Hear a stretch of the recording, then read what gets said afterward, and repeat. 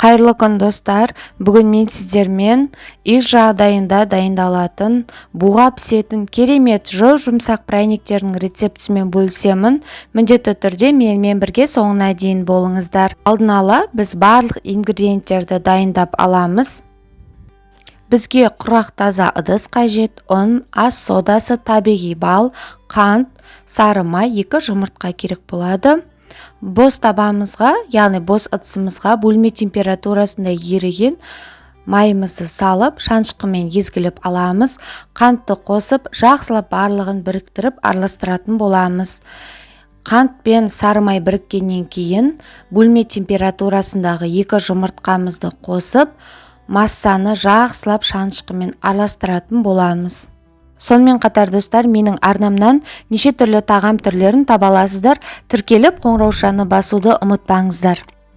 Міне видеода көріп тұрғандай, қосқан жұмыртқа, қант, сары май барлығы бірге жақсылап араласып бірігуі қажет. Бізде осындай сұйық масса дайын болды. Енді осы сұйық массаның үстіне ас содасын, табиғи балды қосамыз. Немесе дүкендегі балды да қоссақ болады, бірақ табиғи балмен өте пряниктеріміз дәмді, керемет болып шығады. Барлығын жақсылап араластырамыз. Табиғи балымыз бірігуі қажет.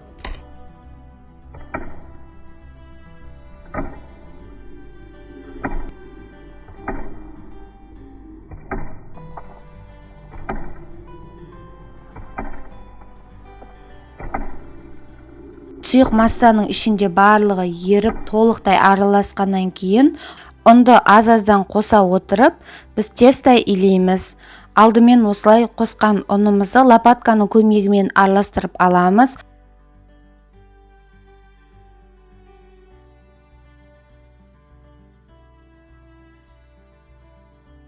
Соңынан қосқан ұнның барлығын қолымызбен илеп шығамыз. Бізде осындай жұмсақ, қолға жабысыңқырайтын тесто дайын болды.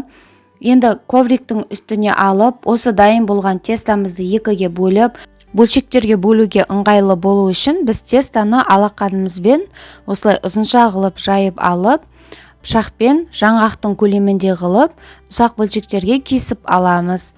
Алақанымызбен бөлшектердің барлығын домалақтап алып, мантоварканың листісіне орналастыратын боламыз.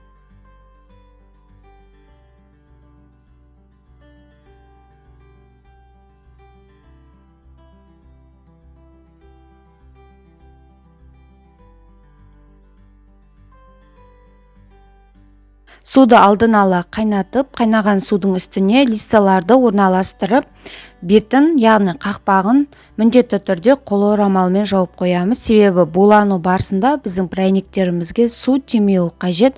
30 минуттан кейін үй жағдайында дайындалатын керемет дәмді жұмсақ пряниктеріміз пісіп шығады.